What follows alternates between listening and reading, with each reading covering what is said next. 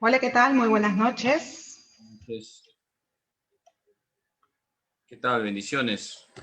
¿Cómo está, padre? Buenas noches. Buenas noches. Sí me ven, ¿no?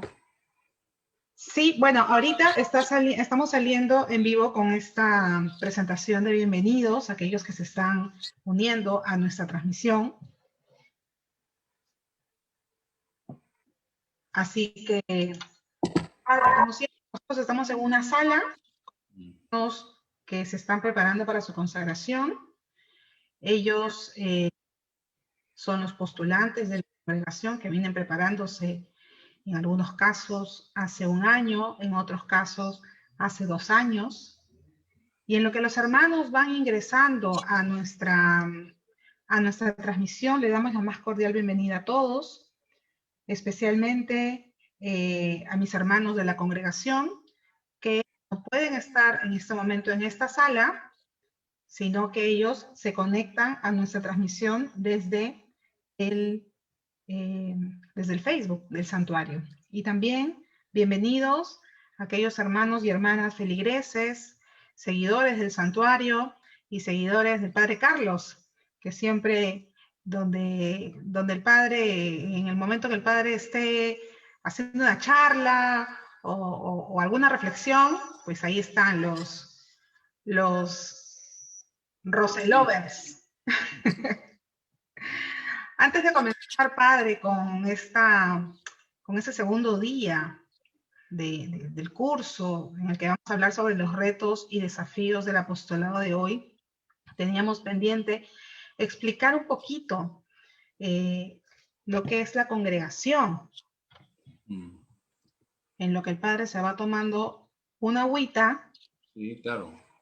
porque ha hablado mucho el día de hoy. Vamos a contarles a los hermanos entonces quiénes somos, qué es la congregación, qué trabajo realizamos. ¿Qué es la congregación de hermanos y hermanas del Señor de la Divina Misericordia? Somos una institución religiosa católica reconocida por la Iglesia perteneciente al Santuario Arquidiocesano Señor de la Divina Misericordia.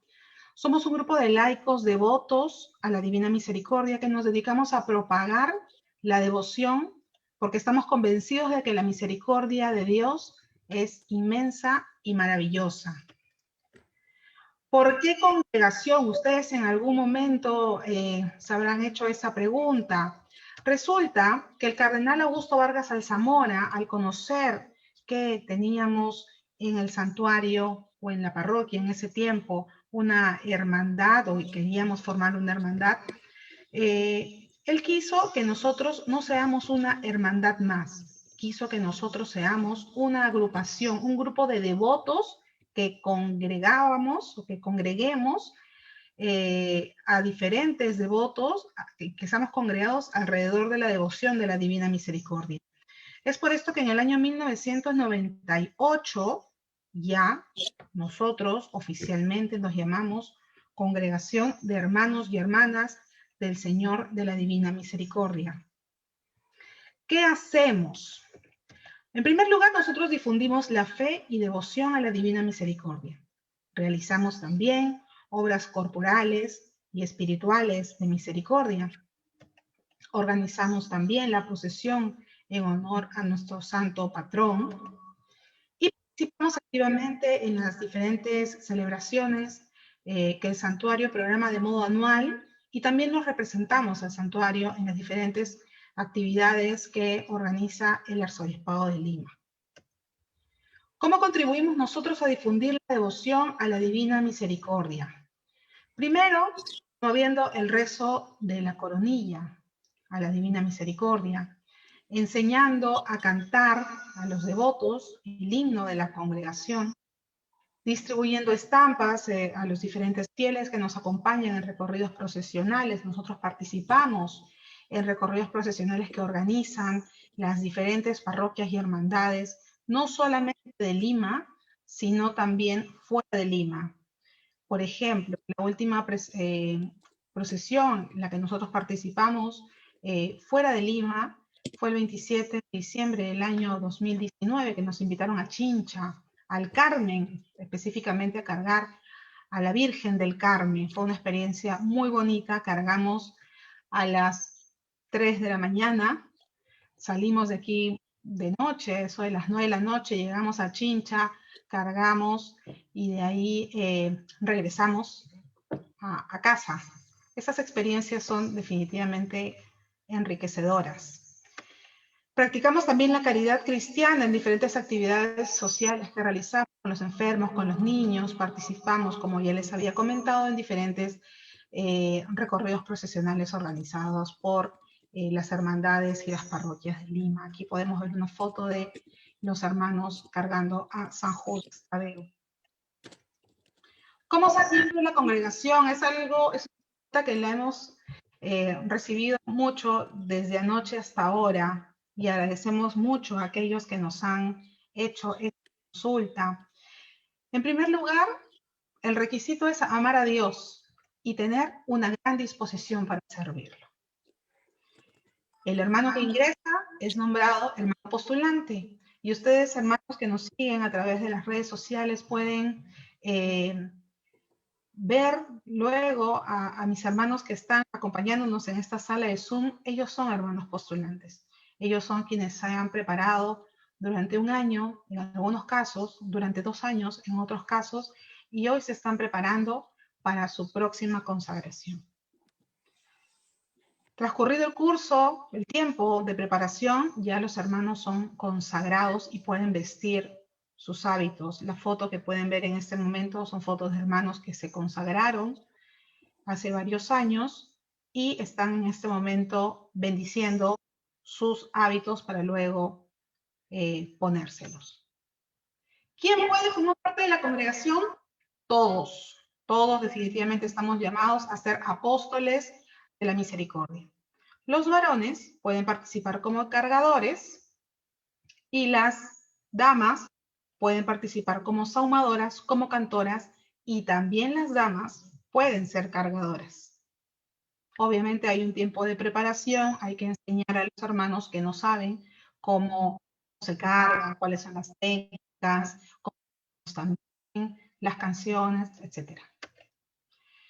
Nuestra congregación tiene un coro que está conformado por hermanos y hermanas que constantemente participan en las santas misas de guardia, en las misas de servicio que nosotros tenemos. En este momento de pandemia, lamentablemente no podemos, el coro no tiene una constancia, pero nuestra congregación tiene su coro.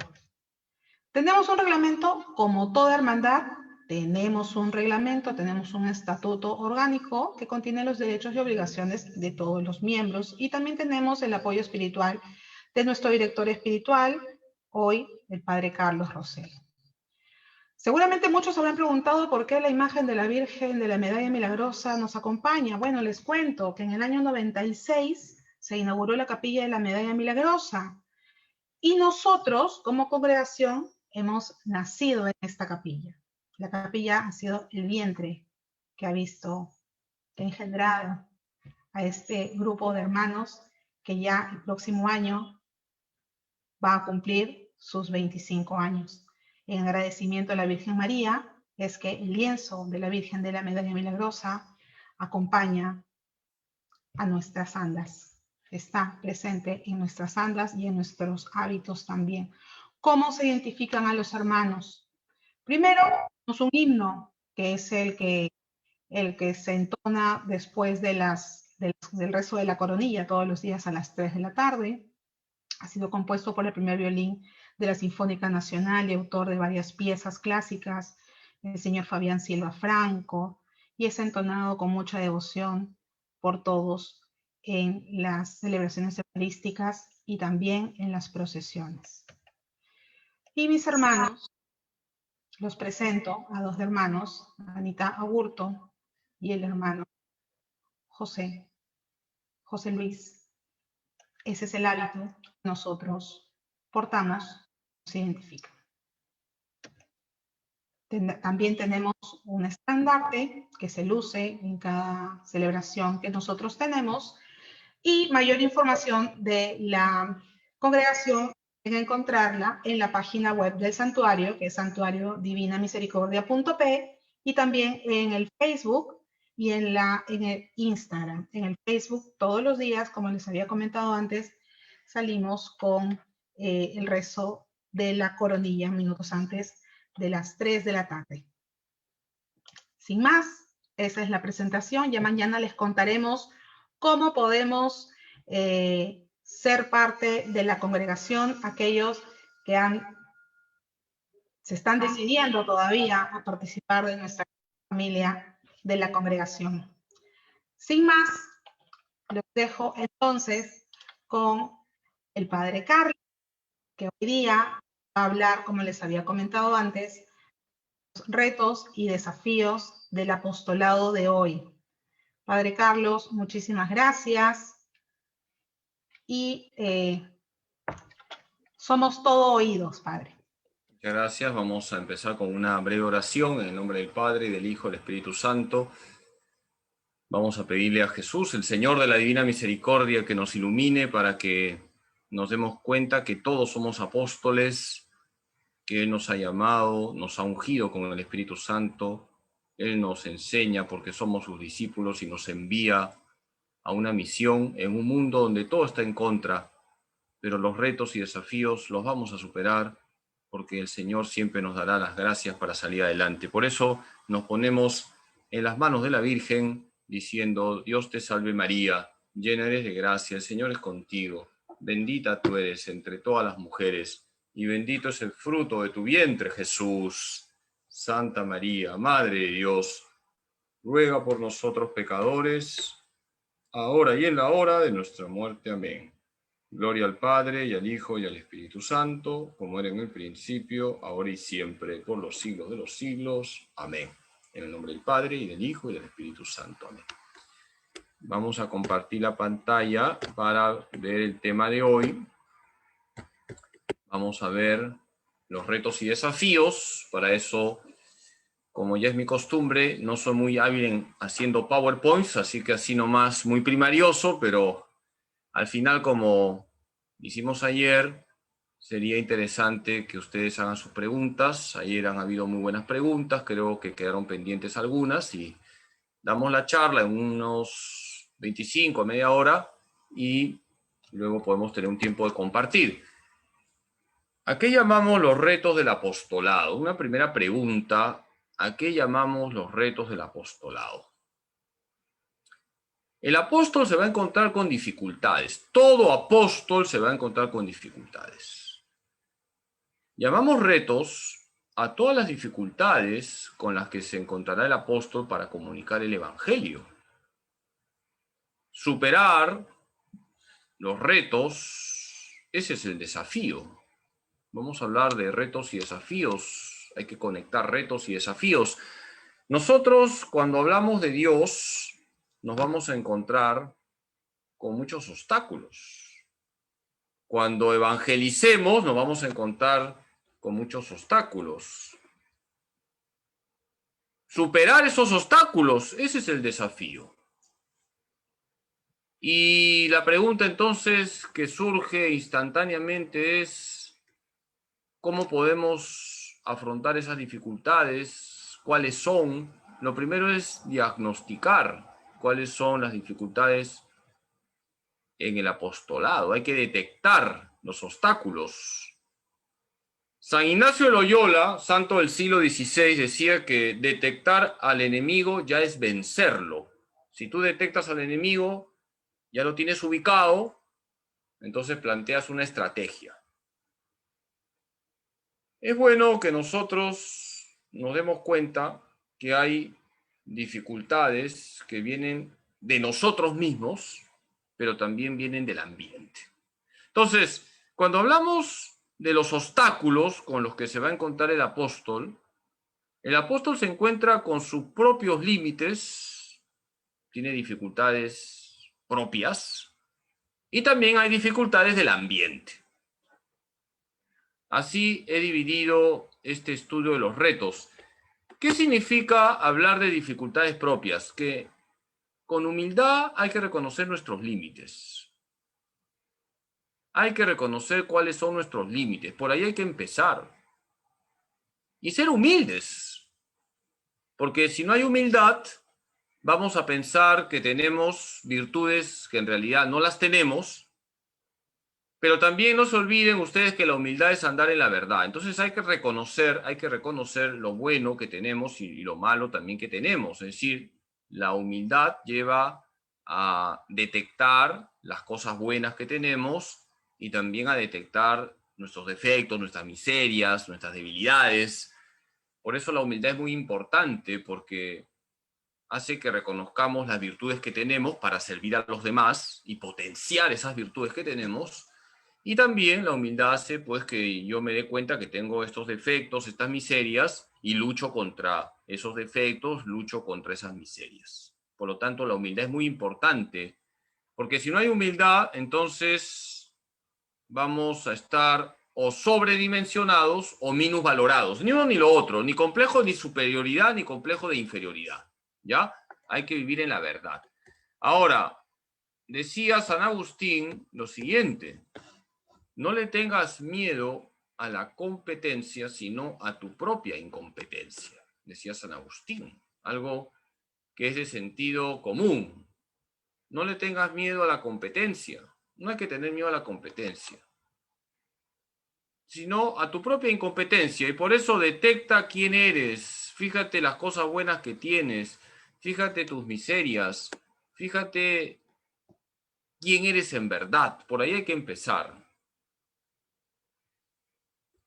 ¿Y qué cuestiones debemos detectar en nosotros para que no afecten nuestro apostolado?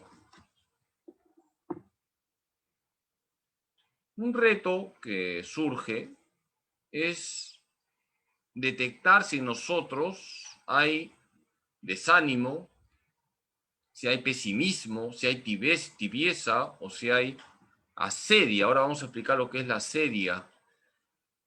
Debemos detectar en nosotros si hay desánimo. El desánimo es nefasto para el apostolado.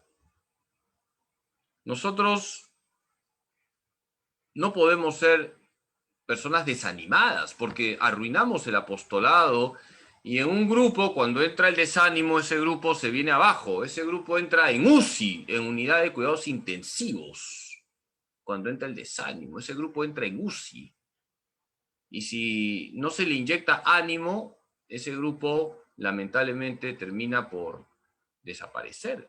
Por eso es muy importante que no entre el desánimo. No vamos a poder superar ningún desafío, ningún reto, si estamos desanimados. Muchas veces he predicado que el diablo mete las 3 Ds. La palabra diablo empieza con D, ¿ya? La D de desánimo, la D de división y la D de desconfianza a Dios. Esas son las 3 Ds que mete el diablo, que no se les olvide, ¿eh? La D de desánimo, la D de división y la D de desconfianza. Hace que desconfiemos en Dios. Por lo tanto, nada de desánimo. No podemos asumir los retos, los desafíos que hay hoy en el apostolado si estamos desanimados. En ese momento en que ha entrado el desánimo en nosotros, en un grupo, en ese momento ya hemos tirado la toalla y ya no hay nada que hacer. Así que nada de desánimo. Y el pesimismo está muy relacionado con el desánimo, porque el pesimismo hace que una persona todo lo vea color gris, y por supuesto el pesimista desanima. No podemos ser pesimistas. El pesimismo es nefasto para el apostolado. Imagínense ustedes pues que los apóstoles hayan caído en el pesimismo, hubiesen sido pesimistas, no hubieran evangelizado, no hubieran salido a anunciar el evangelio. Por lo tanto, hay que erradicar todo tipo de pesimismo.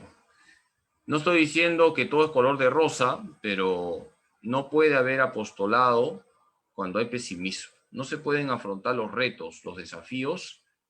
Ahora vamos a ver algunos retos que hay, que nos presenta el ambiente, pero si somos pesimistas ya estamos perdiendo el partido, ya antes de entrar a la cancha. Antes de entrar a la cancha ya estamos perdiendo el partido. No podemos ser pesimistas. Y la tibieza también es nefasta, porque la persona tibia no se esfuerza. El tibio es aquel que siempre busca el mínimo esfuerzo y por lo tanto no se compromete. Para que me entiendan, usando una imagen del fútbol, no suda la camiseta o lo mínimo, lo mínimo, lo mínimo. Entonces la tibieza es nefasta. Cuando entra la tibieza, también un grupo, también hay que colocarlo en UCI. La tibieza lleva a que hagamos las cosas con desgana, sin ponerle pasión. Ayer hablábamos de que el evangelizador tiene que ponerle corazón a su misión. Hay una pasión por evangelizar. Cuando entra la tibieza, ya no hay pasión por evangelizar. Estamos como arrastrando nuestras tareas y eso se nota. Se nota cuando hay desánimo, se nota cuando hay pesimismo, se nota cuando hay tibieza, se nota porque no hay un apostolado eficaz. ¿Qué es la asedia? La asedia es lo que se llama la pereza espiritual. O sea, cuando nos entra una desgana por rezar, pero no para otras cosas. Esa es la asedia. O sea, cuando te hablan de rezar, ¡ah, qué aburrido! Cuando te hablan de rezar la coronilla, ¡ah, qué aburrido! Pero te hablan de jugar un partido de futbolito, ¡ay, vamos, vamos, vamos! Esa es la asedia. O sea, para las cosas de Dios, qué aburrido, no tengo ganas. Para otras cosas, no. Esa es la asedia. La asedia es lo que se llama el cáncer de la vida espiritual. A todos nos puede pasar, ¿ah? Que nos cuesta la oración. Hay momentos en nuestra vida que hay como un desierto, pero es el momento en que tenemos que esforzarnos más. Hay momentos en nuestra vida que nos cuesta rezar, que estamos un poquito distraídos en oración. No hay que tener miedo de pasar por esos momentos, hay que confiar en la gracia de Dios y poniendo nuestra parte vamos a salir adelante. Lo peor que puedes hacer es dejar la oración. Entonces, todo esto es bueno que nos examinemos, yo el primero, porque a todos nos puede pasar, porque si tenemos todo esto, entonces ya estamos perdiendo el partido y no podemos hablar de ningún reto, ningún desafío. No puede entrar el desánimo, no podemos estar desinflados, hay que estar con ánimo. No puede entrar el pesimismo, porque si entra el pesimismo eso es contagioso, entonces no nos lanzamos a unos retos que todos debemos tener como grupo, porque si tú eres pesimista, ¿qué apostolado vas a hacer si todo lo ves color gris, todo lo ves negativo? ¿Para qué vas a traer gente a un grupo donde todos son pesimistas?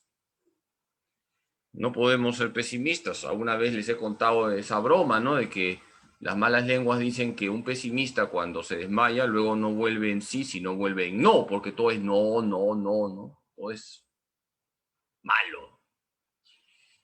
La tibieza es nefasta. Jesús ha dicho, está en Apocalipsis, a los tibios los vomitaré de mi boca. Son palabras del Señor, ¿eh? Fuertes. ¿Eh? A los tibios los vomitaré de mi boca. Y la asedia es esa pereza espiritual, entra la pereza y dejamos de rezar, pero sin embargo para otras cosas sí le metemos corazón, cuando hay que meterle corazón en primer lugar a las cosas de Dios. Hay una cita muy importante del Papa Francisco en un documento que habla de la evangelización y por tanto del apostolado, que es la Evangelii Gaudium. Voy a leerlo, ¿no? Porque creo que más claro ni el agua.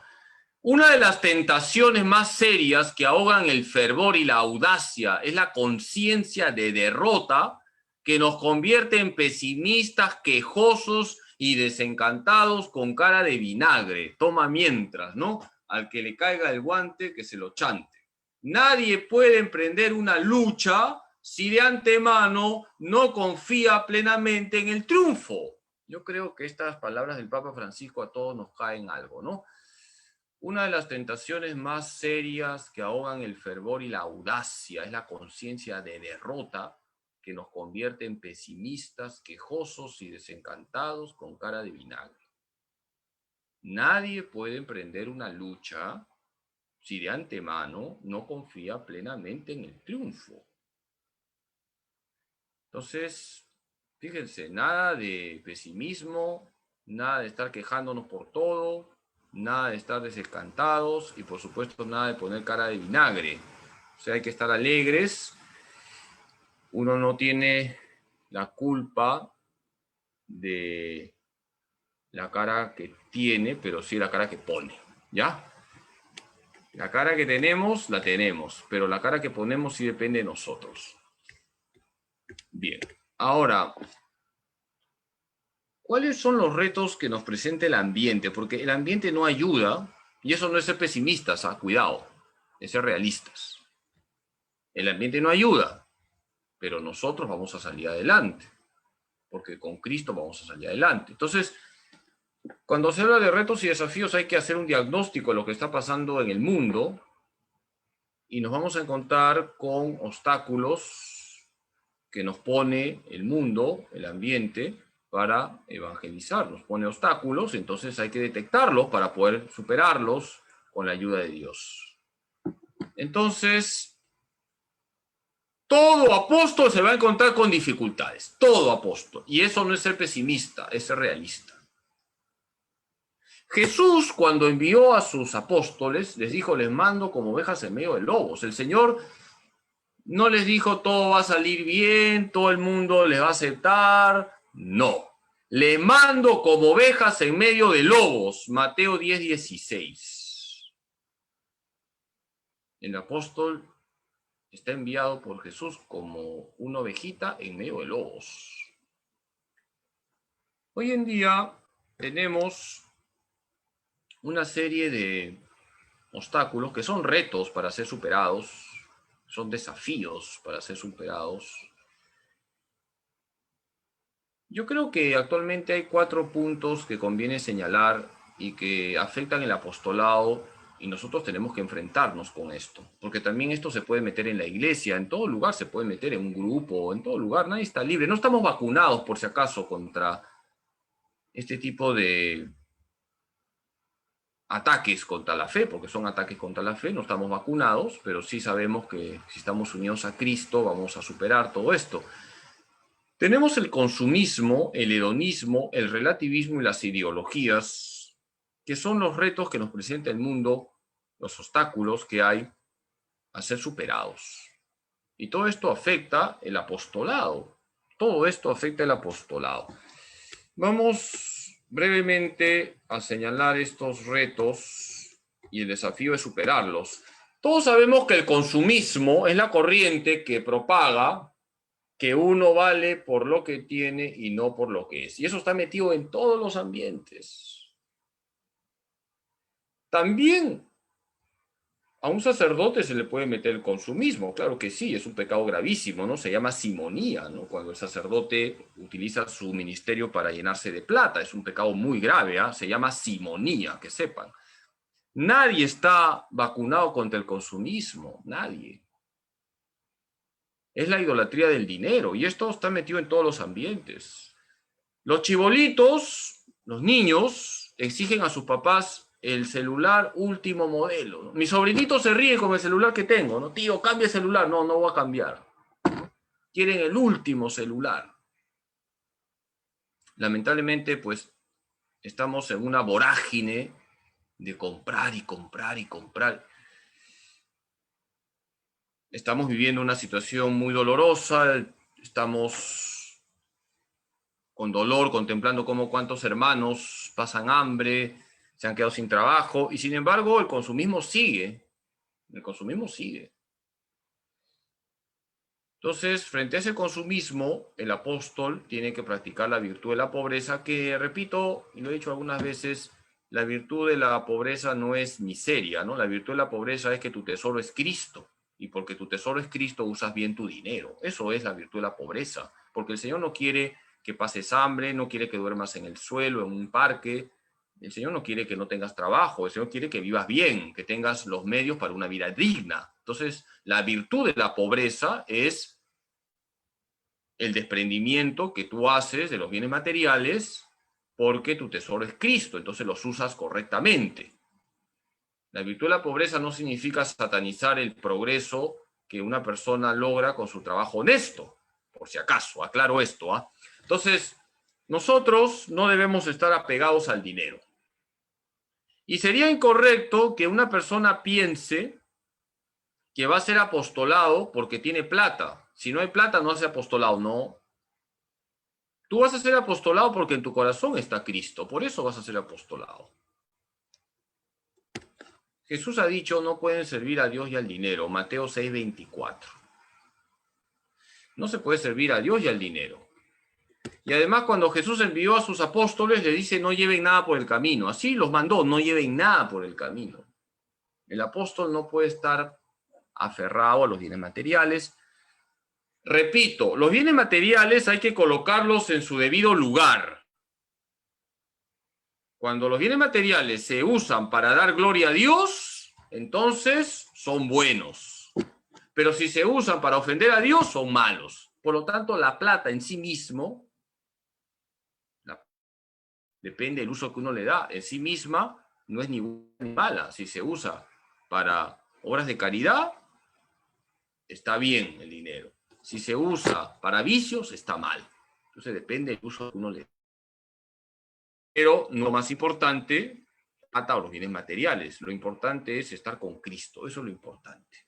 Entonces, hay que enfrentarnos al consumismo con la virtud de la pobreza. No hay que estar aferrados a las cosas materiales y hay que estar dispuestos a desprendernos incluso de los bienes materiales si fuese el caso para ayudar al prójimo. Y cuidado que el prójimo es el que está a tu lado, ¿ah? Por ahí se empieza a practicar la caridad, ¿ah?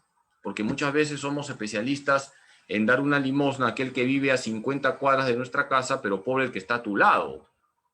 Esto es importante aclararlo. ¿Qué es el hedonismo? El hedonismo es la corriente que propaga que lo importante es la búsqueda del placer por sí mismo. Entonces es la idolatría del placer. También estamos en una sociedad hedonista, una sociedad que no acepta que se hable de sacrificio. Esa palabrita a algunos le da alergia. Entonces es la idolatría del placer. Estamos en una sociedad que te ofrece todo tipo de placeres.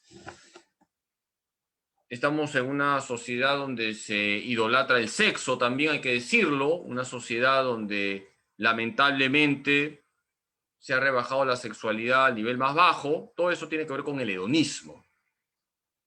Entonces el apóstol no puede entrar en la vorágine del hedonismo como no puede entrar en la vorágine del consumismo. El placer en sí mismo no es ni bueno ni malo. Si está acompañado de un acto bueno, será un placer bueno. Si está acompañado de un acto malo, será un placer malo. Entonces el placer, ese es un tema de moral, depende qué acto es el que está realizándose, ¿no? En ayudar a una persona hay un placer, ese es un placer bueno, ¿no? Pero, por ejemplo, ¿no? Lo que puede ocurrir en un adulterio, etcétera, ese es un placer malo. Entonces, la sociedad te ofrece el placer como si fuese el primer valor, pero Jesús, ¿qué ha dicho? El que quiera ser mi discípulo, que se niegue a sí mismo, que tome su cruz y que me siga. El Señor nos habla de sacrificio. El cristiano no es un fakir, por si acaso, ¿ah? No se trata de que somos fakires, no. Pero la vida es dura y hay que hacer sacrificios y hay que asumir con alegría las cruces de cada día y hay que saber privarnos de algo para que el otro la pase mejor. Ese es el mejor sacrificio. Los mejores sacrificios consisten en hacer la vida agradable a los demás. Y el apóstol no puede ser una persona que cae en el hedonismo, tiene que buscar lo mejor para los demás y ser una persona sacrificada. Y de esa manera nos enfrentamos con este reto, el hedonismo, que te propone el valor del placer como si fuese lo máximo. Tenemos un tercer reto que es el relativismo. Es la corriente que afirma que cada uno tiene su verdad y por tanto cada uno debe hacer lo que le da la gana. Eso es nefasto, el relativismo, ¿no? Tú tienes tu verdad, yo tengo mi verdad y tú no te metas conmigo, yo no me meto contigo. Entonces es la idolatría de la mentira, porque si cada uno tiene su verdad, no existe la verdad, pues. Si cada uno tiene su verdad, no existe la verdad, porque Bueno, mi verdad es que esto es una pelota. Para ti es un lapicero, para mí es una pelota. Entonces, ¿en qué estamos? O esto es un lapicero o esto es una pelota. No, depende. Eso es el relativismo, depende. Claro, eso llevado a la vida moral es nefasto, ¿no? Porque para ti el aborto es bueno, para mí es malo. Entonces, como para ti es bueno, hazlo. No, el aborto en sí mismo está mal. Mentir está mal, robar está mal. Aquí no hay depende.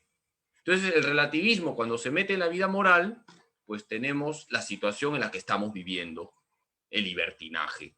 Cada uno hace lo que le da la gana, el libertinaje. No hay unos valores objetivos y más bien cuando tú dices que esto está mal, te acusan de fanático, retrógrada, medieval, ¿no? Si tú dices que está mal la unión entre personas del mismo sexo, que hay que decirlo porque está mal, inmediatamente te lanzan las piedras de que eres un fanático, un medieval, un retrógrada, ¿no? Etcétera, etcétera. Y eso es lo que estamos viviendo. Pero el apóstol no debe tener miedo de que le lancen piedras, porque el apóstol sabe muy bien, lo ha dicho Jesús, que la verdad nos hace libres. La verdad les hará libres. Juan 8:32. No hay que tener miedo de decir la verdad. Ciertamente, por decir la verdad, no vamos a ser populares, pero yo estoy seguro que ustedes no están jugando para la tribuna, sino juegan para el Señor. Es decir, quieren que el Señor esté contento con ustedes, no la tribuna. Que es lo que desgraciadamente la gran mayoría de los políticos, no todos, pero la gran mayoría es lo que hace, ¿no? Quieren agradar a la mayoría. Pero no se trata de agradar a la mayoría, se trata de agradar al Señor. Y el Señor quiere que nosotros defendamos la verdad, proclamemos la verdad, digamos la verdad. No podemos caer en el relativismo, que es nefasto para la vida social, el relativismo. Ese es un reto, el relativismo. Como es un reto el consumismo, como es un reto el hedonismo, como es un reto también lo que viene a continuación, que son las ideologías diversas, las ideologías que están en la sociedad, que son de todo tipo. Son corrientes que se presentan como salvadoras, ¿no? Que van a resolver el mundo, así se presentan, pero en el fondo aplastan la dignidad de la persona humana. Por ejemplo, el nazismo era una ideología, ¿no? Y todos saben muy bien lo que ocasionó Hitler, ¿no? El comunismo es otra ideología, y no estoy hablando de política, porque el comunismo es ateo, materialismo ateo, ¿no? Es una ideología. El capitalismo descontrolado que promueve, pues, el dinero como lo máximo, también es una ideología que hace daño. Entonces, las ideologías hacen daño, y no podemos nosotros dejarnos seducir por las ideologías, porque siempre toda ideología termina persiguiendo al apóstol, toda ideología.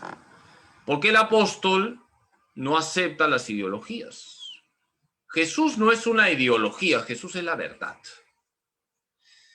Las ideologías te presentan, pues, maravillas, te prometen resolver todos los problemas del mundo y al final, cuando se enquistan en el gobierno, por supuesto que es la gran decepción para la mayoría, porque las ideologías nunca salvan.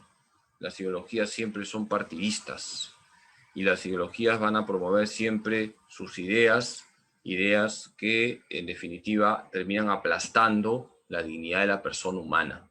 Todas las ideologías son nocivas porque no tienen una visión correcta de la persona humana. Por ejemplo, para el comunismo, nosotros somos materia organizada. Para los comunistas no hay nada después de la muerte. El comunismo es materialista y lo mismo pasa con el capitalismo liberal. Lo importante es que tengas dinero, eso es lo importante.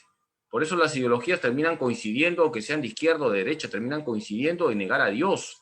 Unas explícitamente como el comunismo y las otras implícitamente como el capitalismo liberal.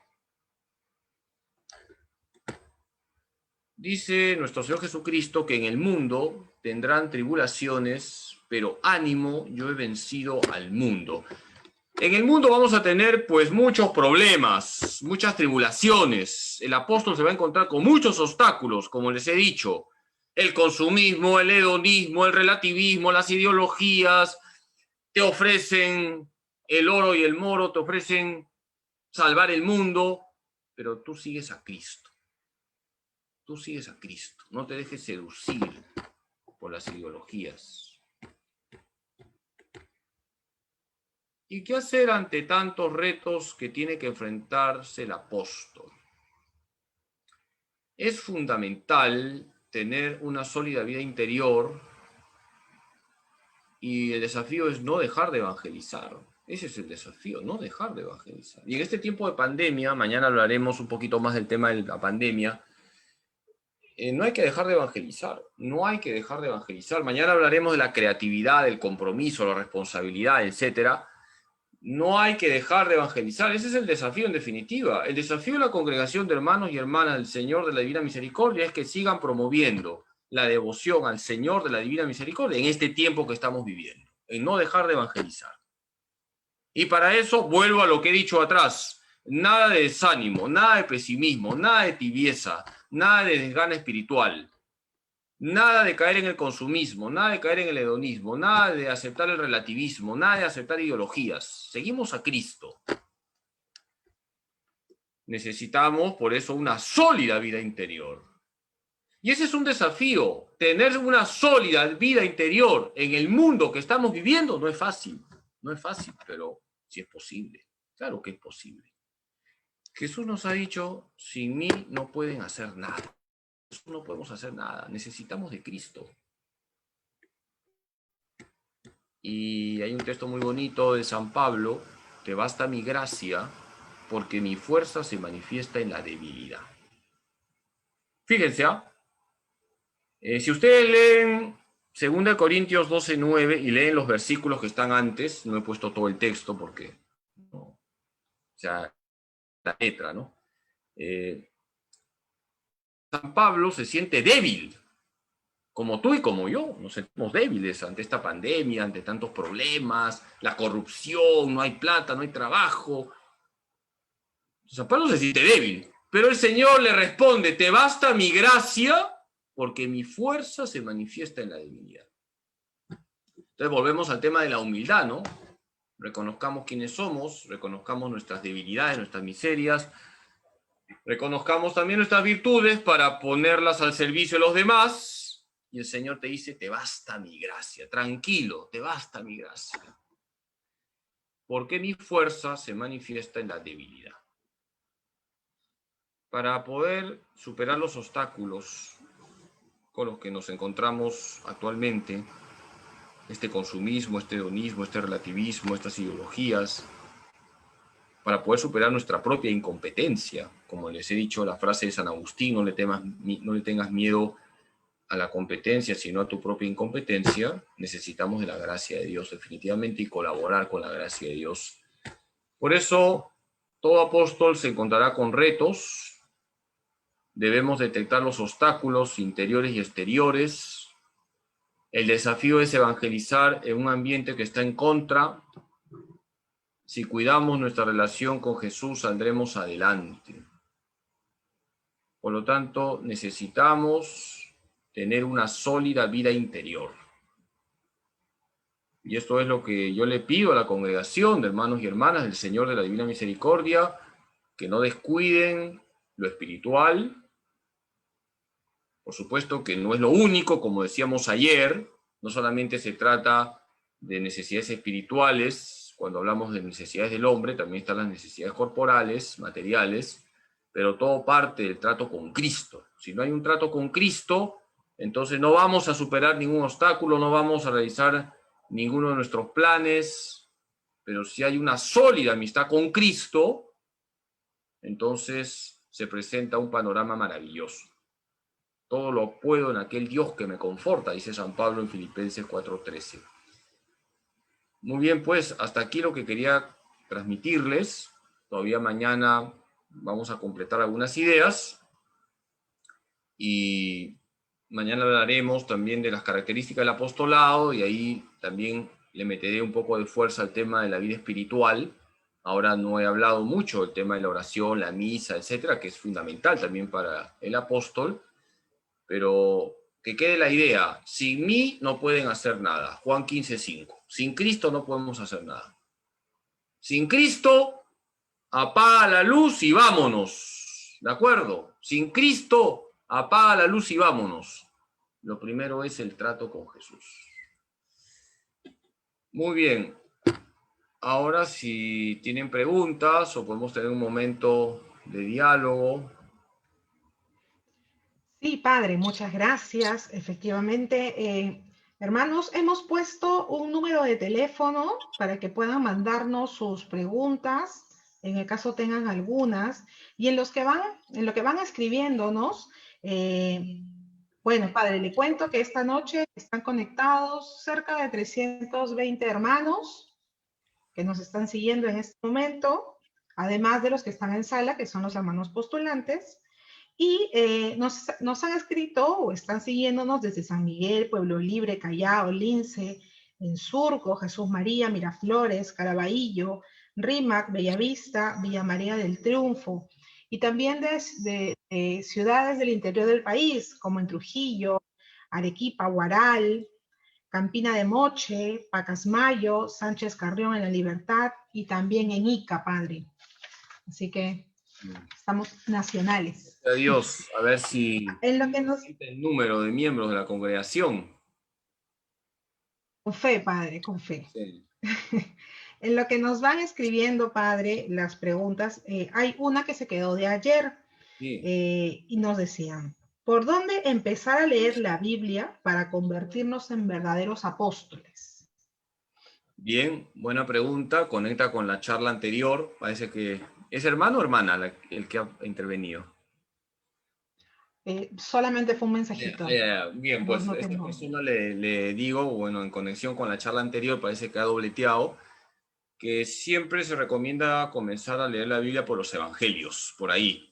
Es más, empezar por el Evangelio según San Marcos, que es el más cortito. Entonces, yo le daría este consejo a esa persona, hermano o hermana, no sé, no sabemos, que lea el Evangelio según San Marcos, que es el más cortito, el más ágil también de leer, y que luego ya vuelva a Mateo, a Lucas, a Juan.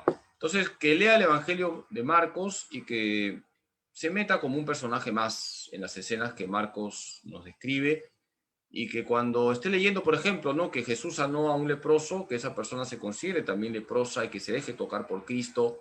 Hay que tener una lectura orante de los evangelios. Por ahí se empieza a leer la Biblia.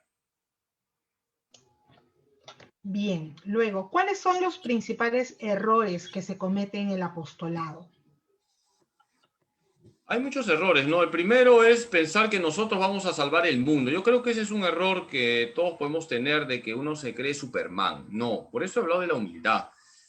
Y a veces nos pasa a los sacerdotes cuando recién nos ordenan, ¿no? Luego pasan los años y ya la vida te enseña que tú no eres el salvador, ¿no? Pero cuando un sacerdote recién sale, recién ordenadito, es como ese potro desbocado, ¿no?, que sale para comerse el mundo, y luego la vida le enseña que tiene que hacer ciertamente su máximo esfuerzo, pero que el que resuelve los problemas en definitiva es Dios. Entonces, un primer error es pensar que nosotros vamos a resolver los problemas con nuestro propio esfuerzo, y no es así.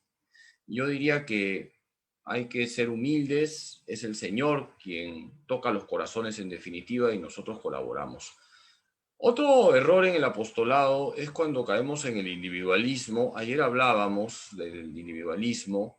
Es importante trabajar en equipo, ayudarnos los unos a los otros, forjar la unidad. Un segundo error, por tanto, es cuando nosotros no forjamos la unidad, y en cuestiones tontas a veces hacemos, pues, cuestiones de Estado, ¿no? Cuando son cuestiones opinables, hay que buscar la unidad. Cuando el apóstol no busca la unidad, entonces su apostolado también pierde eficacia. Otro error que podemos detectar en el apostolado es cuando caemos en el activismo, es decir, pensamos que todo es acción, acción, acción, cuando ya lo he dicho, lo primero es el trato con Cristo y por tanto no debemos descuidar la oración. Ese es un gravísimo error en el apostolado. Como vemos tanta necesidad, entonces nos lanzamos a hacer muchas cosas, pero nos olvidamos que primero hay que conversar con Jesús, tratar a Jesús, llenarnos de Jesús, y entonces podemos ser Jesús para los demás. Bien, ¿algún hermano que está en sala, postulante, quiere hacer alguna consulta? me avisa en todo caso por interno para poder darle la palabra. Tengo otra pregunta. Yo soy devota y ahora que veo un grupo de oración a las 3 de la tarde, hago oración. ¿Necesito tener el permiso de alguna iglesia para poder unirme en oración con el grupo? ¿Ese sería mi apostolado? Buena pregunta. A ver, en principio se recomienda vivamente que se comunique al párroco. ¿Por qué? No para que el párroco sea el fiscal, ni mucho menos, ¿no? Pero para que se vea qué tipo de oraciones se están haciendo. Creo que todo sacerdote aplaudiría la iniciativa de esa persona, porque bendito sea Dios, ¿no? Que en una comunidad parroquial hay un grupo de oración.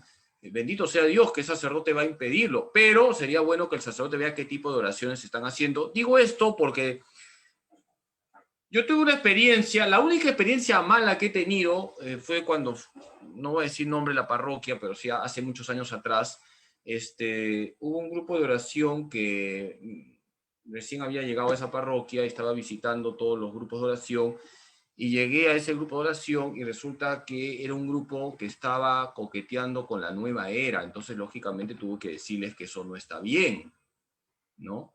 Era un grupo de oración que, claro, no había habido supervisión de sacerdotes y estaban haciendo cosas de la nueva era, lo cual está mal, entonces definitivamente había que corregir esas cosas. Entonces, por eso es importante que un sacerdote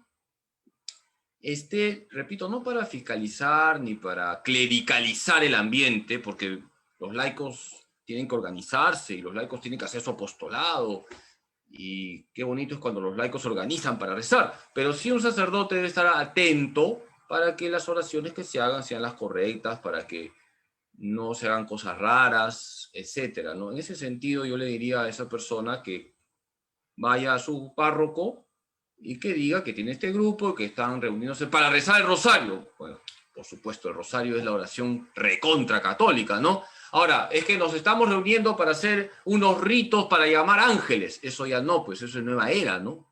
Hay unos ritos medio raros que ahora están difundiéndose por ahí, de que llamas a los ángeles al mediodía, que el ángel te calienta la sopa y no sé qué cosa. Ya, eso no, eso es nueva era, pues, ¿ya? Entonces eso no. ¿Ya? Entonces es importante informar al sacerdote, ¿ya? Perfecto. Una pregunta, ¿qué hacer cuando dentro de un grupo de la iglesia o de la parroquia se encuentran inconvenientes o dificultades que nos desaniman a continuar con un apostolado? Esa también es una buena observación. En todas partes se cuecen habas. Hay que ser realistas y no podemos desanimarnos porque veamos malos testimonios, porque de todo hay en la viña del Señor. De todo hay en la viña del Señor. Es más, Jesús llamó a 12 y de los 12 hubo un Judas. Por ahí nomás ya sería bueno comenzar a explicar esto de que en todo lugar se cuecen habas. Pero no hay que estar tampoco fijándonos demasiado en los errores de los demás. Por supuesto que si estás en un grupo y hay personas que no se comportan, eso puede ser una tentación al desánimo, una tentación he dicho, porque les he indicado que no hay que desanimarse. Pero más bien uno tendría que examinarse. De repente este hermano o hermana, de repente nadie le ha corregido, habría que corregirle, de repente nadie le ha hecho notar sus defectos. Y también examinarme yo, porque quizás yo tengo los mismos defectos y multiplicados por 1000. Entonces, cuando yo veo a alguien que no da testimonio, por un lado me tiene que llevar a rezar más por esa persona, corregirla, aconsejarla, y por otro lado examinarme yo, porque quizás yo tengo los mismos defectos, pero nadie me lo ha dicho, ¿ya? Bien, tenemos otra pregunta. A ver, buenas noches, Padre Carlos. El gobierno dicta normas por efecto de la pandemia. Sin embargo, no es consciente que no solo de pan vive el hombre, también necesita de los sacramentos de la iglesia. Vale, yo Pero pido cierran los templos, no cierran los bancos, ni las notarías, etc. mi micrófono, pero no me... No. ¿Por qué la iglesia no presenta un pedido contundente que hay más contagios que suceden en otros lugares que en la parroquia? Sí, bueno, yo voy a hablar como soldado raso, ¿no? Yo no estoy pues en la alta jerarquía, entonces la pregunta más bien habría que conducirla a los obispos, hay que ser obedientes a lo que dicen los obispos, pero también uno puede como sacerdote tener su punto de vista personal. Entonces voy a hablar como punto de vista personal, como sacerdote, decía Juan 23, soy un cura de pueblo, ¿no? Sí, yo estoy totalmente de acuerdo con lo que ha señalado esa persona, ¿no? Yo creo que no había por qué cerrar los templos, personalmente creo. El aforo ya se había reducido al 20%. No hay por qué lanzar ese pánico de que si vienes a la iglesia te contagias. Se estaba cumpliendo un protocolo en este tiempo que abrimos la iglesia, la gente era respetuosa, se estaba sentando en los lugares establecidos, venían con sus mascarillas, etc. Yo creo que se estaba cumpliendo lo establecido y me parece que ha sido una medida que denota pues que actualmente en el gobierno hay personas que no son practicantes, ¿no? Porque si una persona es practicante, uno toma conciencia de la necesidad de los sacramentos. Si una persona es practicante, sabe lo que significa confesarse, sabe lo que significa participar de la misa, sabe lo que significa recibir la Eucaristía. Pero si no eres practicante, pues te da igual si la iglesia está abierta o cerrada, porque no has gustado la belleza de lo que significa la misa, la belleza de lo que significa comulgar. Y eso es lo que está pasando, creo yo. Repito, es un punto de vista muy personal que en el gobierno hay personas no practicantes, agnósticas, etcétera, que no valoran o no entienden lo que significa recibir los sacramentos. Y por eso estamos en la situación que estamos. Ahora, lo de los obispos, pues esa pregunta habría que hacérsela a los obispos. Yo no soy obispo, ni mucho menos, ni quiero ser obispo, ¿no? Pero yo personalmente creo que sí, las iglesias podrían estar tranquilamente abiertas. Y de hecho todos los días viene a santuario gente y tocan el timbre para confesarse y comulgar y por supuesto uno les atiende. Entonces, y uno va a los bancos y hay muchísima más gente y los mercados lo mismo. Pero, bueno, sigamos rezando y ojalá, espero que ya pronto se abran las puertas de los templos y que esta cuarentena no se mantenga para la iglesia nomás. Porque a mí lo que me molestaría, y lo digo, discúlpeme que haga una catarsis, me molestaría que el día 15 el presidente diga, bueno, se levanta la cuarentena, pero los templos siguen cerrados. Ahí sí me molestaría de verdad, ¿no? Porque creo que sería algo abusivo, ¿no? Sería algo abusivo. Bien, hasta ahí nomás llego, ¿ya? Perfecto. Sí. Marisabel, tú tienes una pregunta, creo. Sí, hermana. Padre, buenas noches. Buenas noches. Yo quería que me ayude a despejar una duda que tengo, ¿no? Yo en casa rezo todos los días el rosario de la Divina Misericordia a las 3, pero hay personas que me critican, que a veces en ese momento llegan a mi casa y me dicen, sí, que eres una cucufata, ¿por qué no cambias de canal y ves otra cosa? Entonces yo digo, ¿por qué si yo estoy rezando a Dios con mi fe, pidiéndole por mi mamá, por mi gente, ¿no? Que nos cuide? No, que eres cucufata. O sea, ¿yo cómo puedo reaccionar ante esas personas que me dicen de esa forma? Ya dije, en primer lugar, te animo a que sigas rezando y como me decía una doctora de la anterior parroquia, no sé si está conectada, a veces se conecta, la doctora Charo me dijo una vez, a palabras infecciosas, oídos penicilínicos, ¿ya? Y una feligresa de este santuario me dijo, a palabras electrizantes, oídos desenchufados. Yo te digo que, mira, esas expresiones que te están diciendo no te deben desanimar. Y en primer lugar, te están elogiando, ¿ah? Porque si te dicen cucufata, que sepas que hay un santo, San Cucufato. Te están diciendo santa. Hay un santo, San Cucufato, sí. De ahí viene Cucufato, ¿no? Es una persona que reza, que es piadoso, ¿no? Entonces están diciendo santa, pues, ¿no? Ahora, Jesús también ha dicho que nadie es profeta en su tierra. Así que se está viviendo el evangelio, estate contenta, gozosa, alegre, porque Jesús ha dicho, nadie es profeta en su tierra, y Jesús ha dicho también que le van a perseguir, le van a insultar por causa de mi nombre. Así que tú estás viviendo un martirio, tú rezas por esas personas, trátalas con cariño, no te pelees, para pelear se necesitan dos, darles testimonio, y tranquila, hija, que tú vas a ser la gotita de agua que va cayendo y la roca se va a romper. Así que te animo a que perseveres, que no dejes de rezar el rosario. Lo que quiere el diablo es que no reces, así que ya sabes, no le des el gusto. El diablo no quiere que reces el rosario, así de fácil. Entonces tú no vas a hacerle pues el juego al maligno, ¿no? Que a veces se vale de personas con su insulto, sus bromas, para que nosotros dejemos la oración. Claro, padre, claro. Y en este tiempo que estamos de pandemia, que no podemos salir a hacer apostolado, ¿es una forma de hacerlo en casa? Por supuesto, es maravilloso que hagas tu rosario, que te conectes por Zoom rezando el rosario, así se hace apostolado ahora, hija. Y hazlo, por eso te digo, lo peor que puedes hacer es dejar de orar. Ya decía Santa Teresa de Jesús, ¿no? Aquel que deja la oración ya no necesita diablo que le tiente, solito se arregla. Así que no dejes para nada de orar, mantén tu oración. 3 cosas concretas, te digo. 1, no dejes de orar. 2, que des testimonio en tu casa. Y 3, que no te pelees, porque las peleas no llevan a nada. Ya, padre. Bien, muchas gracias. Y tenemos una consulta más. Hija, tranquila, que te resbale todo. ¿Ah? Ya, padre. Gracias. Saldremos adelante teniendo relación con Dios.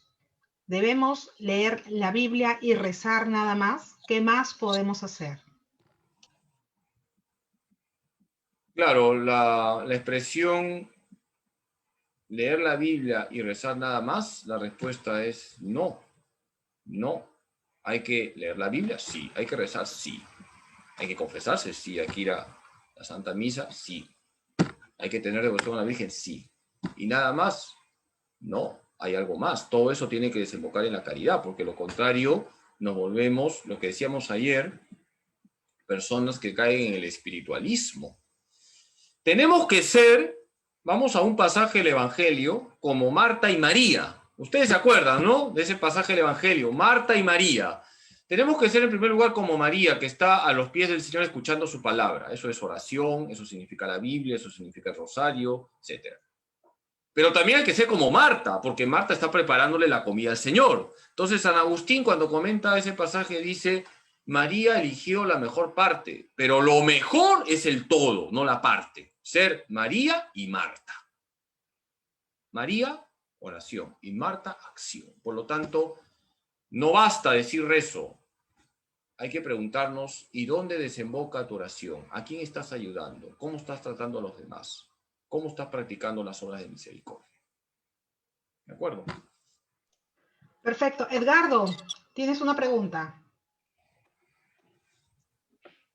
Sí, buenas noches, padre. Sí, buenas noches. Ya se te ven los estigmas como el padre Pío, ayer no se te veían, ¿no? Padre, una consulta.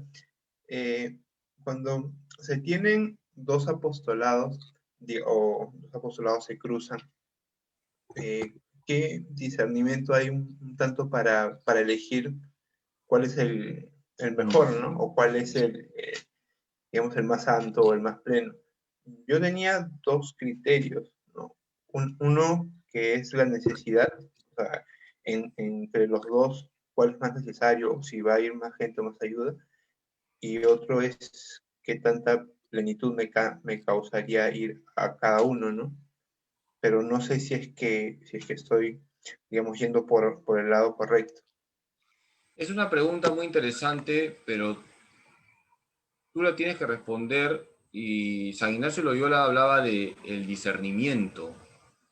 Hay que pedir el discernimiento correcto. Tienes que discernir a la luz del Espíritu Santo.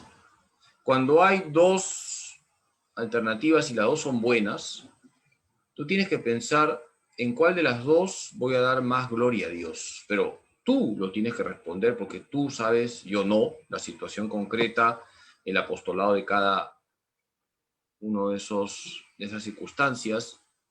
Entonces, pregúntate tú en la oración, invocando al Espíritu Santo, ¿en cuál de esos dos apostolados voy a dar más gloria a Dios? no en el cual me voy a sentir mejor, porque puede ser un poco egoísta esa respuesta. ¿Dónde voy a dar más gloria a Dios? En esos dos apostolados. Y esto también me lleva a decir que no es bueno hacer muchos apostolados en el sentido de tener muchos grupos, ¿no? O sea, hay que hacer apostolados siempre, pero no es bueno tampoco cargarnos de digamos, misiones, tareas. Hay que hacer pocas, pero bien hechas. Porque cuando nos llenamos de actividades y nos llenamos de encargos, al final, pues no terminamos haciendo ni una sola bien hecha. Entonces, no es tu caso, sé que no es tu caso, pero aprovecho tu pregunta para decir, pues, que no es bueno cargarse demasiadas actividades. Decían los maestros de vida espiritual, lo decían en latín, lo voy a traducir, non multa sed multum. ¿Qué significa non multa sed multum? Non multa, no muchas cosas, sed multum, sino pocas y bien hechas. Y eso también hay que aplicarlo en el apostolado, ¿ya? En este caso son dos, bueno, tú discierne y pregúntate, ponte en cada situación, ¿dónde voy a dar mayor gloria a Dios? ¿En esta situación o en la otra? Gracias, Bien. padre. Cristian Rebata pregunta, ¿cómo puedo identificar o conocer los dones que pueda tener y qué puedo hacer para llevar a la práctica ese don? Es también muy buena pregunta. Me alegra que haya preguntas tan profundas. Hay que conocerse a uno mismo y uno de los medios para conocernos es la oración. En la oración, en la presencia de Dios, nos examinamos. Y también es bueno tener una dirección espiritual, conversar con un sacerdote. El sacerdote te va guiando y te va conociendo y también desde fuera te puede guiar, te puede dar luces. Aparte, las personas que te conocen, pregúntale a tu papá, a tu mamá, a tus hermanos quién eres, cuáles son tus virtudes, tus defectos. Es muy importante que las personas con las que vivimos también nos califiquen con objetividad, no para machetearnos, y de esa manera nos ayudan a conocernos. Entonces, 3 cosas concretas, ¿no? La oración, donde tú puedes ver tu corazón, la dirección espiritual y también lo que te digan las personas que te aman. Tu papá, tu mamá, tus hermanos que te aman por tu bien, te van a decir quién eres, cuáles son tus virtudes, cuáles son tus defectos. Ok, padre. Y la última pregunta que vino ayer, llegó ayer, pero quería dejarla para el final para hablar sobre la consagración. Una hermana nos dice, ¿una legionaria puede consagrarse? Entonces, ¿qué es la consagración? ¿Cuántas veces una persona puede consagrarse? Consagrarse se refiere en sentido general, ¿no? O a la congregación. La congregación es una sola vez, ¿no? Se refiere consagrarse seguro a la Virgen, a San José, en fin. Buena pregunta. La consagración a la Virgen se hace una sola vez. Y las otras, porque hay cursos que se hacen todos los años, ¿no? Por ejemplo, los heraldos del Evangelio organizan cursos de consagración a María, los monfortianos organizan consagración a la Virgen, etc. En el santuario hemos organizado el año pasado. Si la persona ya se consagró a la Virgen, la consagración es una sola vez. Y las otras son para renovar esa consagración, para recordar las promesas que hicimos. Pero estrictamente hablando, una consagración a la Virgen se hace una sola vez, no se está haciendo 40 veces. Y lo mismo, hay consagración a San José, ¿no? Son 33 días, creo, de preparación. Te consagras a San José y dentro de un año hay un curso y te inscribes. Ya te consagraste a San José, pero vas a recordar aquello que le prometiste a San José cuando lo hiciste por primera vez. Entonces, las otras consagraciones, entre comillas, no son consagraciones estrictamente hablando, sino renovar la consagración que hice y que es la que vale, que es la primera.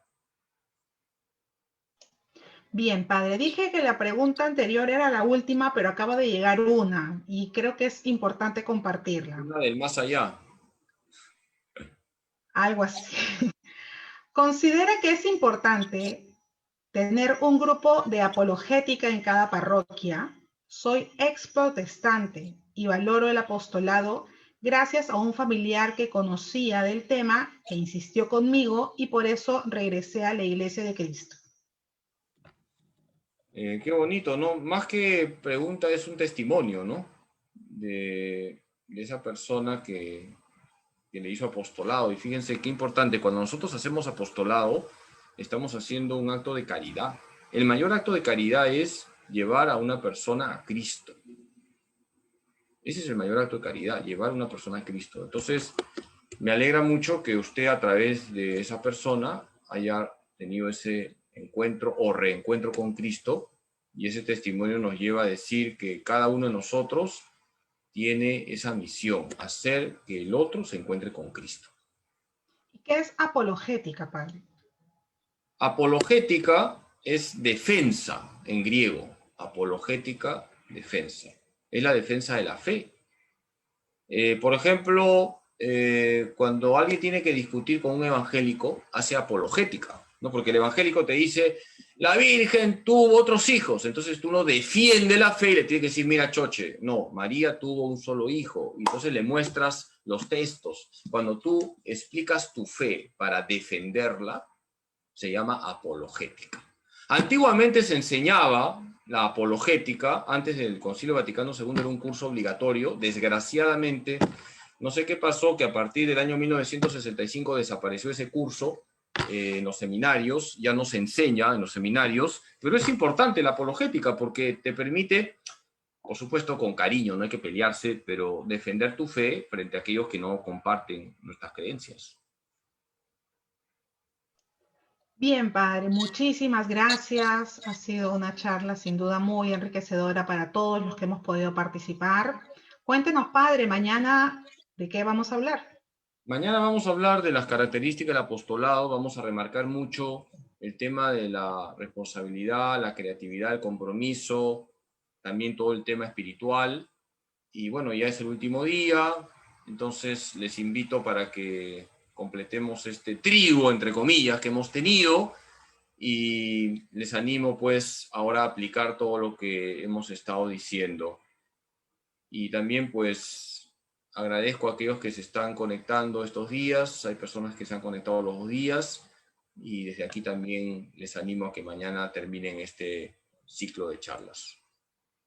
Y mis hermanos postulantes también ya se están preparando para dar su examen después de mañana, padre, para ver si es que llegan a consagrarse. Un examen así tranca, tipo uni va a ser.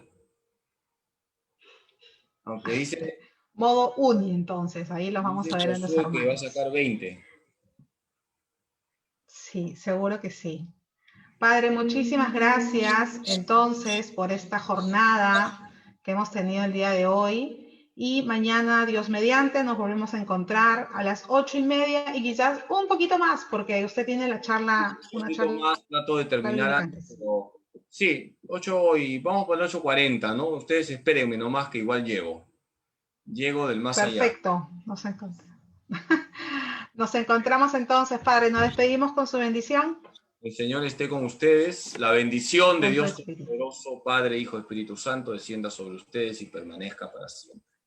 Con la alegría de vivir con Jesús y María, nos quedamos en la paz de Dios. Muchas gracias, buenas noches.